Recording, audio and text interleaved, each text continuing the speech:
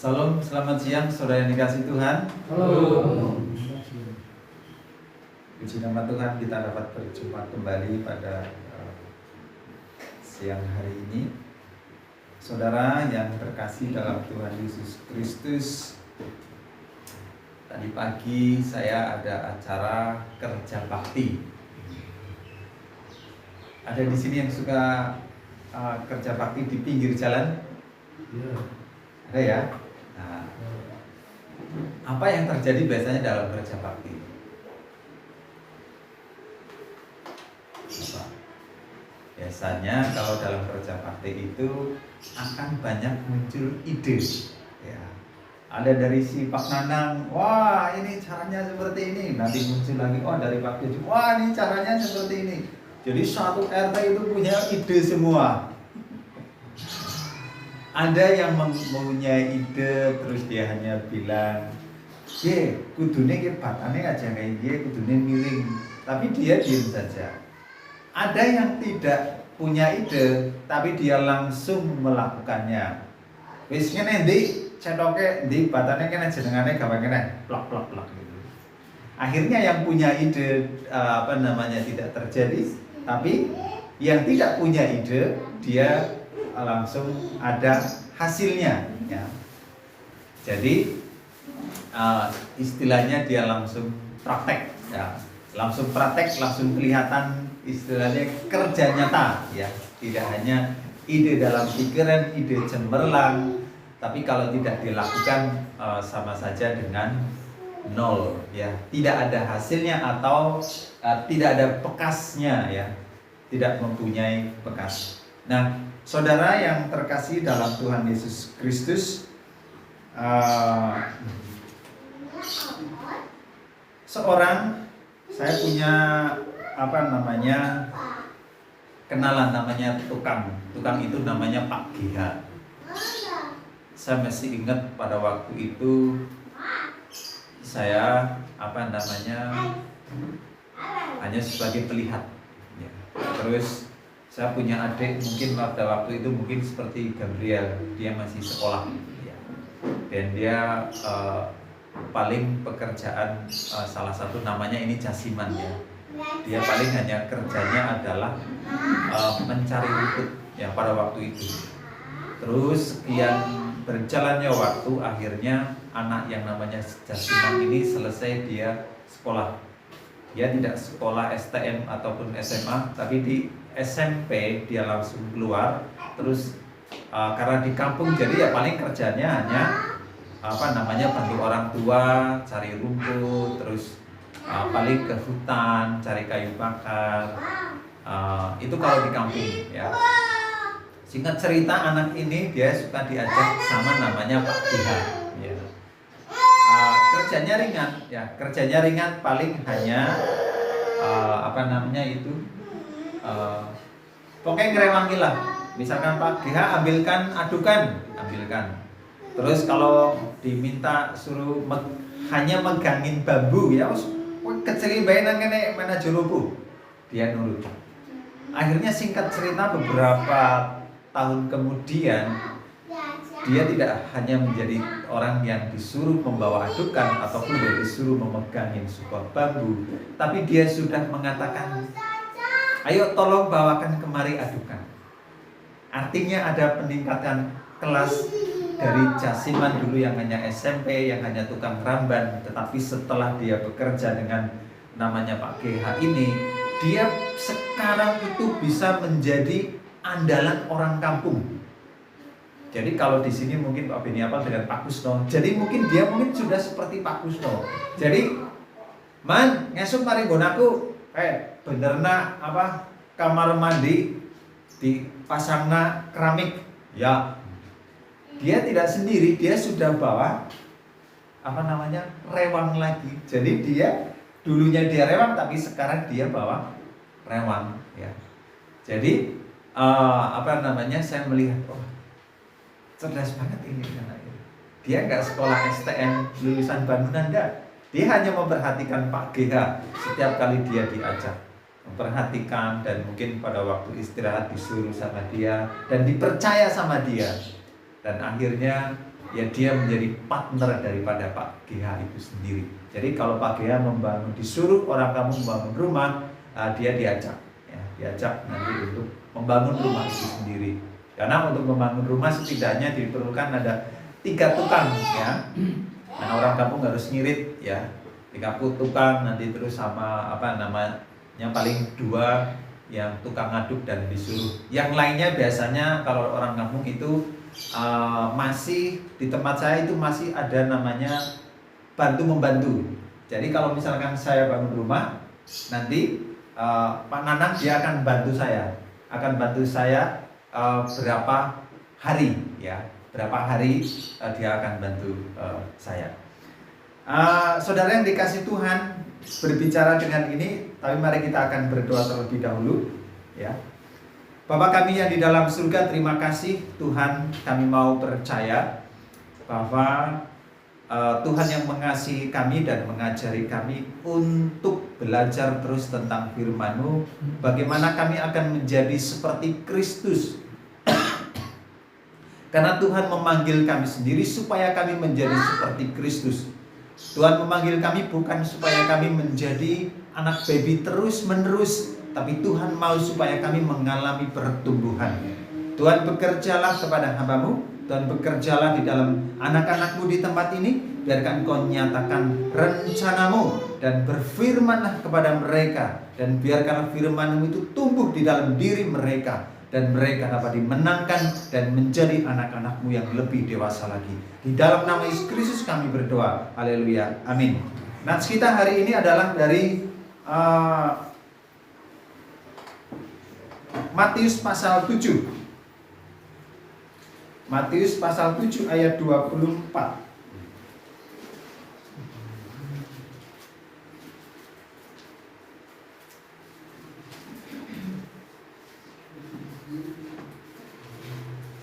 Ayat 24 sampai ayat yang ke-27, yaitu dengan judul nats ini adalah 2 macam dasar. Saya boleh memberi tema adalah seperti ini. Apa dasar rohanimu? Satu pertanyaan. Apa dasar rohanimu? Saya membuat sebuah kalimat seperti ini. Dengan mendasarkan rohanimu kepada Yesus Kristus, maka kamu pasti kokoh. Ya, saya membuat kalimat. Dengan mendasarkan rohanimu kepada Yesus Kristus, maka kamu pasti kokoh. Ada 2 dasar, saudara yang dikasih Tuhan, yang akan kita pelajari pada pagi hari ini. Dan dasar yang pertama adalah bangunan atas dasar pasir. Bangunan atas dasar pasir. Saudara yang terkasih dalam Tuhan Yesus Kristus, hari ini khotbahnya mungkin tidak berbicara tentang mukjizat. Ya. Kita semua percaya dengan mukjizat, tetapi kita tidak sering membicarakan tentang mukjizat, dan kita mengimani, bahkan semakin didewasakan bahwa mukjizat itu terjadi, salah satu adalah rencana daripada Tuhan dan tujuan untuk kemuliaan nama Tuhan. Salah satunya adalah untuk penginjilan. Mukjizat itu bisa terjadi, dan mukjizat itu terjadi kepada orang-orang yang belum percaya kepada Yesus Kristus, itu bisa akan dapat terjadi. Tapi kalau orang yang sudah ada dalam gedung gereja, yang seharusnya dia minum, bukan hanya makan roti saja, tapi dia harus mulai memakan sesuatu yang ada durinya sedikit. Ada ada kerja keras yang harus dilakukan oleh orang-orang di dalam gedung gereja. Jadi mari kita menyadari betapa pentingnya bahwa kita untuk terus mengalami pertumbuhan secara rohani, ya. Kita tidak akan selalu dimanjakan dengan hal-hal pengajaran yang di dalam dunia ini, tetapi bekal kepada ke depan, atau bekal di dalam ke surga nanti, atau untuk mengalami pertumbuhan rohani, kita perlu makanan-makanan yang keras. Saya boleh katakan di sini ini termasuk makanan yang agak atas dikit. Lanting kelatak ya boleh. Tapi lanting kelatak jadi kalau dimakan sama mie ayam ya enak. Direndam ya sebentar. Tuh nanti harus empuk enak itu. Apalagi mungkin seperti kayak saya giginya nggak ada. Pak Pairan mungkin masih ada Pak. Jadi kalau makan sesuatu yang keras itu biasanya harus ditaruh di air dulu biar nanti dulu. Nah, saudara yang dikasih Tuhan, bangunan atas dasar pasir. Saudara yang dikasih Tuhan, kita tahu bahwa pasir biasanya akan banyak dijumpai itu di sungai. Pasir itu akan banyak dijumpai di sungai dan pasir itu mungkin sedikit akan dijumpai di gunung. Bahkan mungkin tidak ada kalau di gunung. Ya. Dan pasir adalah hasil dari serpihan-serpihan batu yang hanyut terbawa oleh aliran sungai. Ya. Jadi pasir itu biasanya dia yang sering banyak dan orang mencari pasir itu pasti di sungai. Ya. Sungai, kali gawe atau kali besar seperti Serayu, ya, ada penambangan pasir, ya, atau pasir di dekat sini ada orang suka ada ngambil pasir ada. Saya lihat kalau saya jalan-jalan ke sana siapa ya? Dia suka ngambil pasir. Jadi legokan itu nanti kalau pasirnya udah diambil, nanti kalau ada banjir itu akan terisi lagi. Jadi legokan itu akan terisi pasir lagi. Nanti kalau diambil lagi, nanti kalau ada banjir lagi itu akan terisi lagi. Jadi setiap kali terisi dia akan ambilin. Terus nanti ada banjir lagi, itu akan terisi dengan apa? Serpihan-serpihan batu atau boleh dikatakan yang namanya pasir. Ada pasir di gunung ya, tidak hanya di Ampah, yaitu pasir apa? Merapi ya, mungkin datangnya dari gunung. Dan saudara yang terkasih dalam Tuhan Yesus Kristus, pasir itu akan mengikuti wadahnya atau tempatnya ya. Pasir itu tidak bisa dia dia kayak semacam air ya, kalau boleh dikatakan cair, dia akan selalu mengikuti wadahnya ya. Dan pasir di pantai ada juga pasir di pantai. Dan pasir di pantai ini adalah pasir yang bukan untuk bangunan, tetapi pasir untuk boleh dikatakan untuk hiasan. Seperti pasir pantai putih ya, menjadi kesukaan. Atau pasir yang biasa pun itu juga menjadi kesukaan. Biasanya pasir itu untuk anak-anak muda di pantai itu digunakan untuk apa? Untuk membuat tulisan ya. Anak-anak muda suka membuat tulisan gambar love ya. Terus nanti terkena ombak.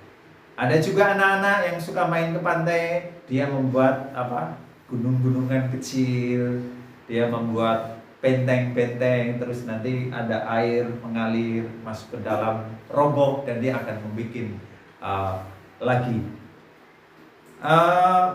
Dan biasanya ini banyak di pantai. Orang suka dengan bermain pasir ketika dia ada di pantai. Tetapi saudara yang dikasih Tuhan, pasir ternyata tidak pasir kalau dia hanya sendiri, dia tidak akan kokoh. Artinya kalau kita hanya untuk menggambar seperti love di pantai itu akan hilang, ya, terbawa ombak, akan mudah hilang. Dan juga kalau di sungai dia akan mudah terbawa oleh air. Sungai akan mudah hanyut. Artinya pasir ini tidak bisa boleh dikatakan menjadi pegangan daripada seseorang ya. Lalu apa praktek dalam kehidupan sebagai orang percaya? Mengapa orang percaya tidak boleh mendasarkan hidupnya di atas membangun rohaninya seperti orang membangun di atas dasar pasir? Apa yang akan terjadi kalau seseorang membangun bangunan di atas dasar pasir? Akan rusak, akan cepat roboh, bahkan akan terbawa hanyut dan hilang. Walaupun yang dibangun di atas dasarnya itu bentuknya baik, bentuknya indah, bentuknya mewah, Tetapi kalau dibangun di atas dasar pasir, dia pasti akan terbawa oleh arus entah kemana kita tidak tahu. Ya, bentuknya emas atau emas taruh di atasnya dia akan hanyut. Bentuknya apalagi? Mungkin hal-hal yang mewah, hal-hal yang baik, hal-hal yang menarik, tapi kalau taruh di atas pasir itu akan hilang sirna dengan sendirinya. Akan badai datang sebentar, udah hilang. Akan hilang. Ya. Akan hilang. Dan seperti tidak berbekas, bahkan bangunan itu sendiri akan hilang, ikut hilang, bisa hilang. Bisa hanyut, bisa tenggelam. Jadi tidak bisa diandalkan orang membangun di atas dasar pasir. Saudara yang terkasih dalam Tuhan Yesus Kristus, kita sebagai orang percaya di dalam membangun kerohanian kita, di dalam kita mendengarkan firman Tuhan, di dalam ibadah virtual, kita mendengarkan ibadah dalam pemuridan, kita mendengarkan ibadah di dalam radio ataupun YouTube ataupun khotbah seperti hari ini. Bagaimana sikap kita? Apakah kita mendengar dan melakukannya, atau kita hanya menjadi seorang pendengar saja? Firman Tuhan di sini mengatakan bahwa di dalam ayat yang 24, setiap orang yang mendengar perkataanku ini dan melakukannya, ia sama dengan orang yang bijaksana yang mendirikan rumahnya di atas batu. Ayat yang ke-26. Tetapi setiap orang yang mendengar perkataanku ini dan tidak melakukannya, ia sama dengan orang yang bodoh yang mendirikan rumahnya di atas dasar pasir. Jadi boleh saya katakan, kalau kita setuju, kalau kita mendengar firman Tuhan dan kita tidak melakukannya, sama saja kita sedang membangun rohaninya kita di atas dasar pasir. Artinya apa? Bohong. Tidak ada artinya kita membangun, tidak ada artinya kita mendengar firman Tuhan kalau kita tidak melakukannya.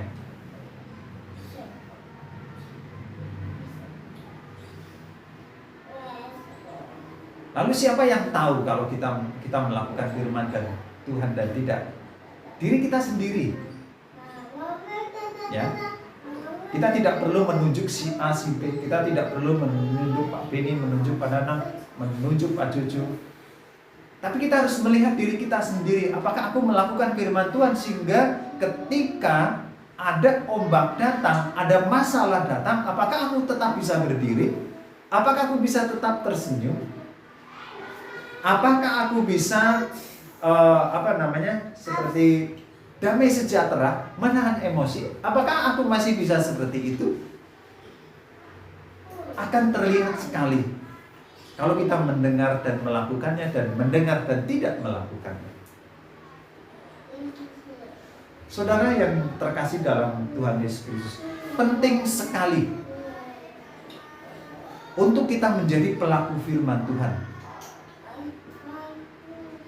Sangat penting.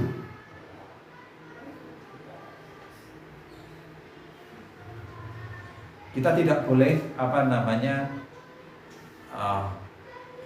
munafik, ya. Kadang kita lemah, saya sendiri kadang mempunyai kelemahan. Tapi ketika saya tahu kelemahan itu, saya harus mengikisnya. Oh, saya lemah di dalam emosi. Saya lemah tidak menerima diri. Saya lemah dalam mendengar. Kita harus segera bertindak dan mengatasi kelemahan-kelemahan itu. Dengar dan lakukanlah firman Tuhan itu. Orang yang bertumbuh di dalam Tuhan adalah bukan orang yang berapa banyak dia mendengarkan firman Tuhan dan berapa banyak dia mendengar pengkhotbah yang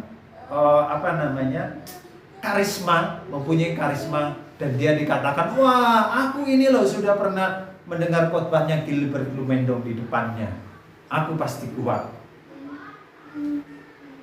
Belum tentu. Karena yang menjadi kekuatan bukanlah dia, bukan saya, bukan Manana Pak Beni, tetapi dirimu sendirilah yang dapat menguatkanmu. Jadi kita akan mendengar orang yang fasih dalam berkhotbah, fasih dalam menyampaikan kebenaran firman Tuhan. Katakanlah seperti Moranda Girsang yang saya diberkati dengan hal itu. Dia keras, dia memberkati. Tapi kalau kita tidak melakukannya, ya kita tidak akan mengalami pertumbuhan. Kita sama aja seperti angin lalu. Ayo saudara yang dikasihi Tuhan, siapapun yang berfirman tidak perlu memandang saya. Mungkin Pak Teguh bisa berfirman, melalui firman Tuhan bisa. Saya yakin bisa. Pak Beni pernah ingat ya waktu kita pemberitaan tempatnya Bu Baby. Anaknya Bu Baby itu bilang, gimana Pak? Pak Beni masih ingat? Anaknya dia bilang, Mama jangan seperti itu gitu. Mama nggak boleh membenci. Mama harus mengampuni. Anaknya ini bukan pendeta, anaknya ini orang jemaat biasa. Tetapi dia mampu melakukan hal itu. Anakku loh, aku diomongnya ibu yang menarik anaknya. Saya ini bangga loh Bu. Itu firman Tuhan.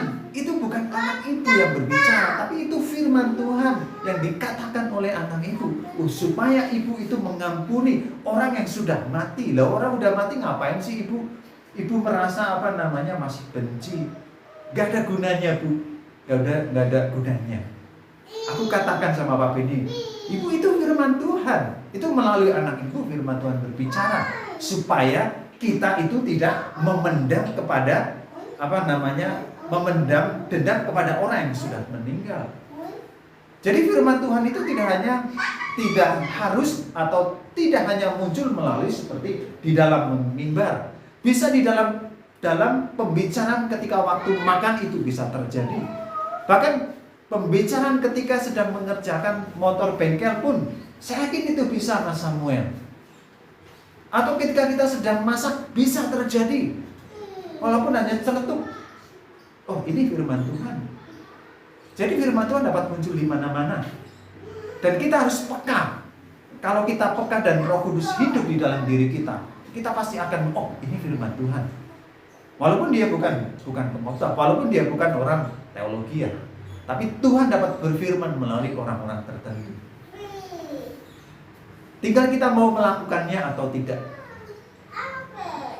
Kalau ada firman Tuhan, tangkap, masukkan dalam hati, dan berdoalah kepada Tuhan. Tolong untuk kita melakukan akan hal itu. Tentunya tantangannya saudara yang dikasih Tuhan untuk melakukan firman Tuhan itu pasti ada. Saya yakin tantangan yang paling berat adalah di dalam keluarga. Suami dan istri itu bisa menjadi tantangan. Bagi saya pun kadang itu tantangan. Dengan anak pun kadang saya harus berjuang. Berjuang secara emosi, berjuang secara menahan. Bagaimana Tuhan ketika saya mengajak anak saya untuk berdoa, apakah itu keinginan saya atau keinginan Tuhan? Jadi penting sekali. Ayo saudara yang dikasih Tuhan, kalau kita mendengar firman Tuhan dari siapapun itu, dan itu firman Tuhan, dengar dan lakukanlah. Jadi kita akan seperti bangunan yang dibangun di atas dasar batu. Ada angin gelombang datang, kita akan masih tetap berdiri. Amin. Jangan sampai ada angin gelombang, aduh, ikut kita ke sana, terus nanti dicari lagi, wah sini, cakong ini baik. Ada angin lagi. Tapi apakah itu menjadi istilahnya? Kalau kita tahu kelemahan kita di situ, kita harus perbaiki. Kita semua di sini belajar, ya. Saya belajar, Gabriel belajar, Samuel belajar, Pak Teguh belajar. Kita semua belajar untuk menjadi seperti Kristus, seperti yang Kristus inginkan. Jadi saya tidak mau mengajak, ini caranya seperti ini, caranya seperti ini. Tapi ayo kita sama-sama belajar untuk membangun kerohanian kita di atas dasar Kristus kokoh. Jadi apa yang kita ajarkan, dengar dan lakukan. Siapa yang akan diuntungkan, Pak Beni? Bukan. Yang akan diuntungkan yayasan? Bukan. Yang akan diuntungkan nama gereja? Bukan. Yang diuntungkan adalah Tuhan. Tuhan itu akan dimuliakan. Gereja, jangan pandang kita gereja kecil, karena Tuhan tidak pernah memandang merek gereja, tapi memandang bagaimana dirimu itu melakukan firman-Ku atau tidak. Cukup. Kita boleh punya merek gereja, ya, itu menjadi alat untuk kita diakui di dalam pemerintah, di dalam lingkungan. Kita boleh punya komunitas, ya. Kita perlu komunitas supaya kita membangun satu dengan yang lainnya. Jadi penting sekali untuk kita membangun komunitas satu dengan yang lain. Sekali lagi, saudara yang dikasihi Tuhan Yesus Kristus, dalam kehidupan orang percaya, Tuhan Yesus mengharapkan supaya tidak membangun rohaninya seperti di atas pasir. Sebab pasir itu tidak tetap dan pasti akan roboh. Apalagi jika terkena hujan, pasti akan terbawa arus.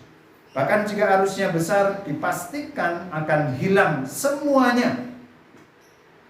Sebaik apapun, semegah apapun, secantik apapun, jika ditaruh di atas pasir, akan lenyap dan hilang. Yaitu mereka orang-orang yang mendengar firman Tuhan dan tidak mempraktekkannya. Pengkhotbah sekuat apapun, sekarisma apapun, dia tidak akan bisa menolong. Yang bisa menolong seseorang adalah firman Tuhan itu sendiri. Ya, kalau ada masalah, kita boleh konsultasi. Saya konsultasi ke kakak, misalkan, ya. Saya konsultasi ke Pak Nanang, konsultasi ke Pak Jojo, ini bagaimana motor saya kok rusak, kepada ahlinya. Tapi setelah kita konsultasi, ya kita kembali dan kita lakukanlah apa yang kita dapatkan.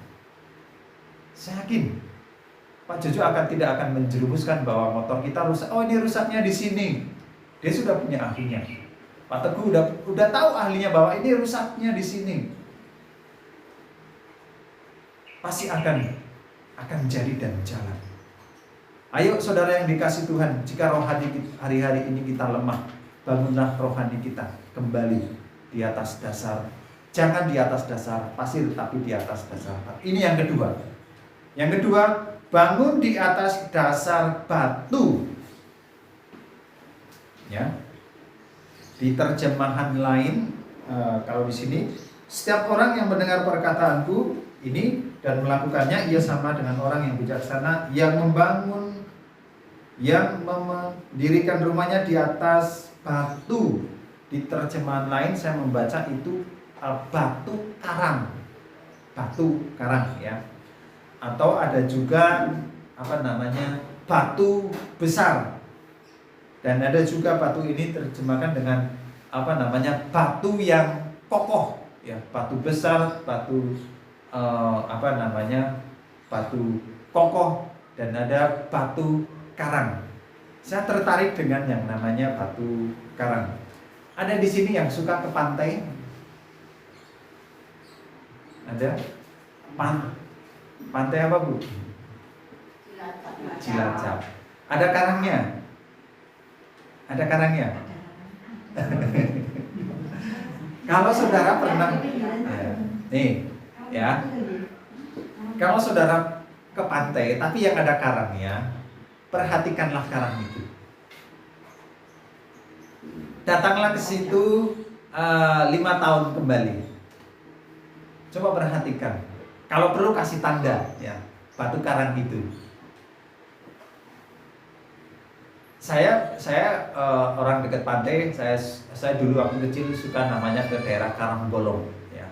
Karangbolong, pantai dari dulu itu nggak pernah berubah, ya.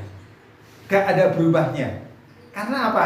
Karena itu ada karang sebelah kiri, terus ada batu ada lubangnya, terus sebelah kanan juga ada karang-karang. Jadi pantai Karangbolong itu sebenarnya jaraknya hanya sekitar 300 meteran, nggak panjang pantai Karangbolong itu sebenarnya. Jadi yang sebelah kiri itu karang, terus yang sebelah kanan juga karang, itu sebelah sana yang dipakai untuk mancing itu karang. Di sana banyak sana. Dan dari dulu hanya seperti itu saja. Dan pantainya itu tidak pernah memanjangin lagi. Paling pantainya mengalami perubahan itu adalah menjadi menjorok. Jadi masuk ke dalam ya. Karena jadi abrasi jadi semakin tergerus. Tapi untuk karangnya itu akan tetap. Saya ada satu batu itu namanya hampir kayak seperti celekedokan kalau istilah saya. Jadi ada lubang ya, ada lubang dan biasanya itu terisi air dan kalau nggak maruk istilahnya, kalau airnya nggak pasang, kalau orang bermain di situ dia biasanya dipakai untuk cuci tangan ya, cuci tangan karena bisa jalan ke situ dan itu lumayan besar ya. Itu bisa cuci tangan dan jernih, dan biasanya ada juga binatang seperti yuyu di situ. Itu dari dulu seperti itu saja. Mungkin terkikis bisa juga, tapi saya melihat karang itu memang boleh dikatakan dia kuat ya. Itu dalam bentuk fisik. Ya, batu besar, batu karang, dan dibuat batu yang kuat. Batu mempunyai sifat yang tetap, mungkin dengan keadaan alam akan berubah, misal seperti longsor atau dibom ya, itu akan mengalami perubahan. Tetapi kalau tidak ada seperti itu, batu itu akan dia mempunyai ketetap. Kecuali kalau dia mungkin seperti batu di gua, stalagmit ya, batu yang tetesan dari air itu berbeda. Tapi kalau batu seperti di Gombong ada batu curi, dia akan selalu seperti itu ya. Kikis mungkin paling sedikit, banyak sekali batu di sana. Lalu saudara yang dikasih Tuhan Yesus Kristus berbicara tentang mendirikan di atas rohani, mendirikan rohani di atas dasar batu adalah bagaimana ketika kita mendengar firman Tuhan dan melakukannya, itu sudah akan tetap seperti itu. Kalau kita melakukannya ya, mendengar firman Tuhan dan melakukannya, itu seperti kita membangun satu. Kita melebarkan ke kanan, kita tambah mengasihi. Lebarkan ke kiri, kita tambah mengampuni. Kita lebarkan ke depan, tambah memberi tumpangan. Kita lebarkan ke belakang, kita tambah memberikan. Dan kita tambah lagi mungkin di atas hal-hal yang lainnya. Jadi akan semakin penuh, dan kita akan menjadi pelaku firman Tuhan itu kita sendiri merasa enak, dan kita akan dilihat oleh orang lain. Jadi yang melihat itu sebenarnya orang lain, ini orang kok mengalami perubahan, pertumbuhan, ini orang kok mengalami tetap. Jadi orang lain akan dapat menilai apakah firman Tuhan itu didengar olehnya atau tidak. Jadi saudara yang dikasihi Tuhan Yesus Kristus, penting sekali, dan ini sangat penting Tuhan mengatakan untuk kita menjadi pelaku firman Tuhan. Dan firman Tuhan mengatakan orang yang bijak adalah orang yang mendengar dan melakukan firman Tuhan. Mungkin ia mendengar sedikit, tapi jika dilakukan maka akan tetap dan tak akan hilang atau lenyap oleh masalah, oleh ketakutan, oleh sakit penyakit.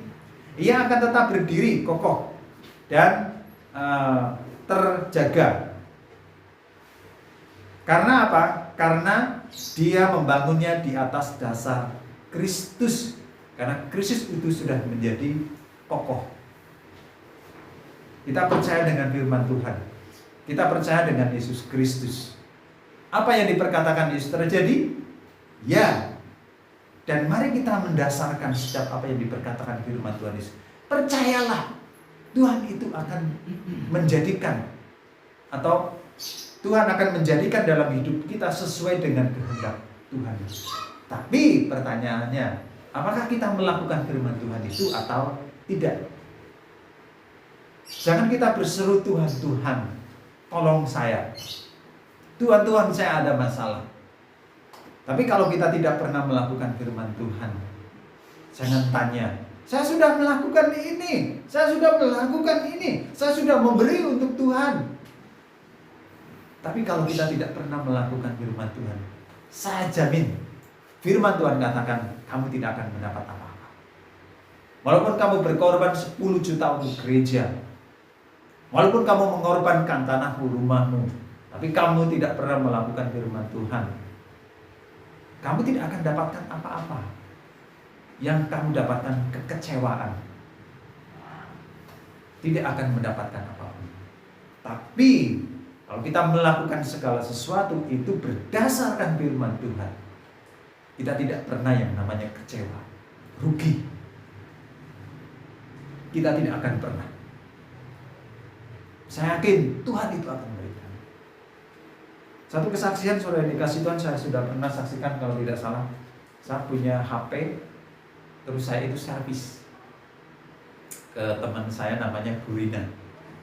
Bu Rina dia kesaksian dengan saya, Pak, servis di saya, teman saya 2 hari udah jadi bagus hasilnya. Oke.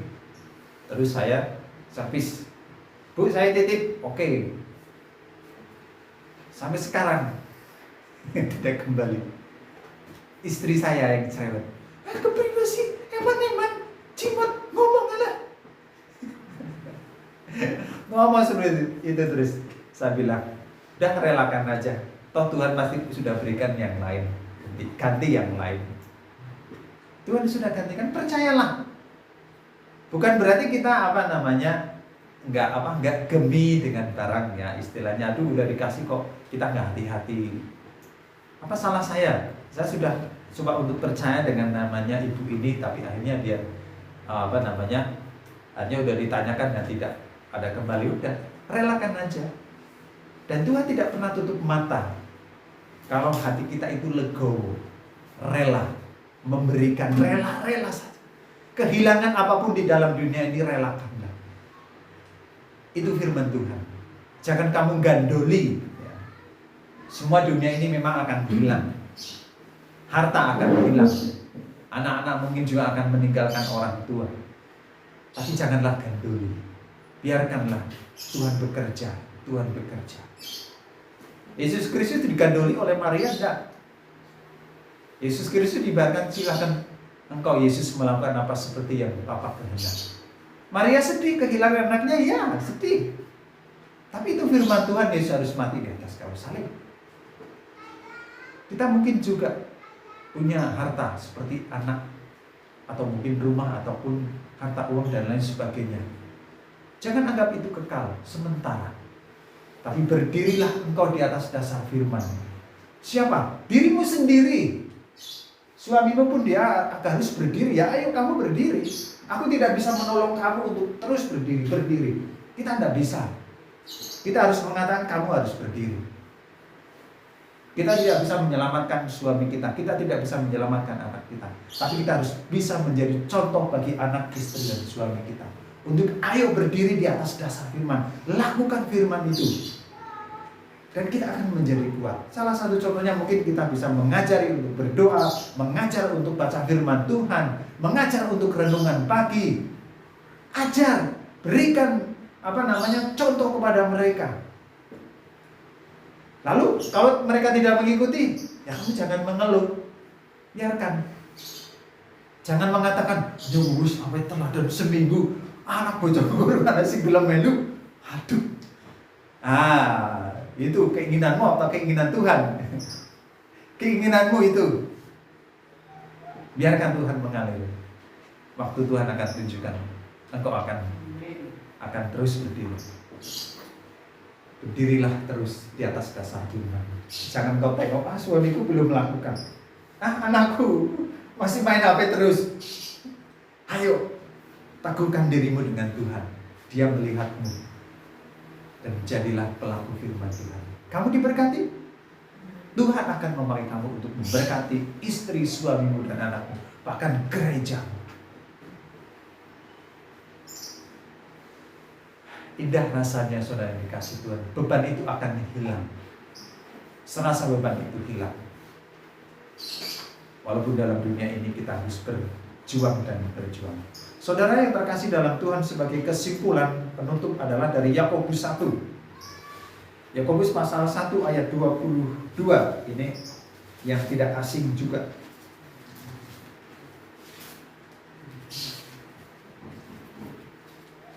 Yakobus pasal 1 ayat 22 sampai 26. Demikian firman Tuhan. Tetapi hendaklah kamu menjadi pelaku firman dan bukan hanya pendengar saja. Sebab jika tidak demikian kamu menipu dirimu sendiri. Sebab jika seorang hanya mendengar firman saja dan tidak melakukannya, ia adalah seumpama seorang yang mendengar mengamat-amati mukanya yang sebenarnya di depan cermin.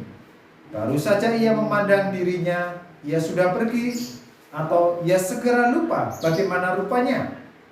Tetapi barang siapa meneliti hukum yang sempurna, yaitu hukum yang memerdekakan orang, dan ia bertekun di dalamnya, jadi bukan hanya mendengar untuk melupakannya, tetapi sungguh-sungguh melakukannya, ia akan berbahagia oleh perbuatannya. Mari saudara yang dikasihi Tuhan Yesus Kristus, bawalah pulang ke rumah nanti untuk kita mengoreksi diri kita masing-masing. Apakah aku sudah mendengar firman Tuhan dan melakukannya? Gak perlu banyak, yang kecil saja. Mengampuni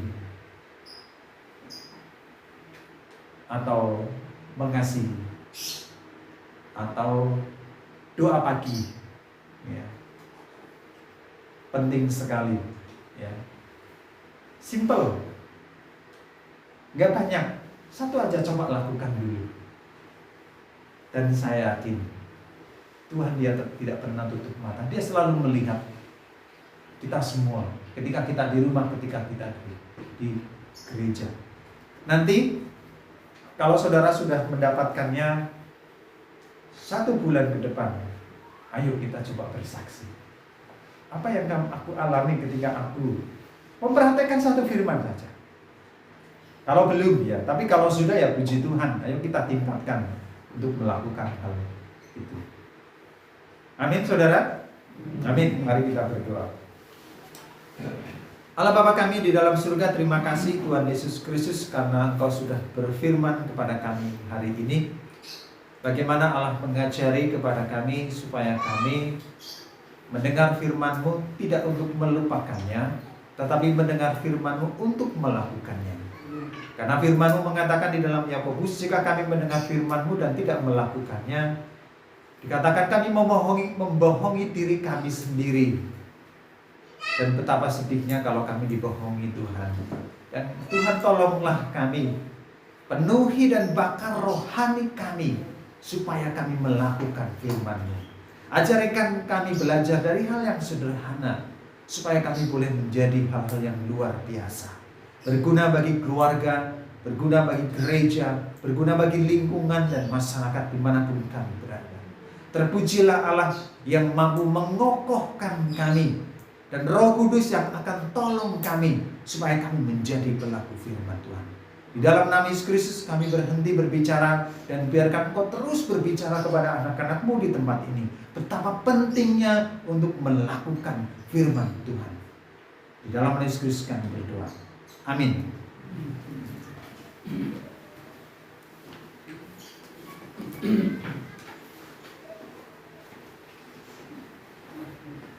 Bapak Ibu yang dikasihi oleh Tuhan Yesus Kristus, mari kita akan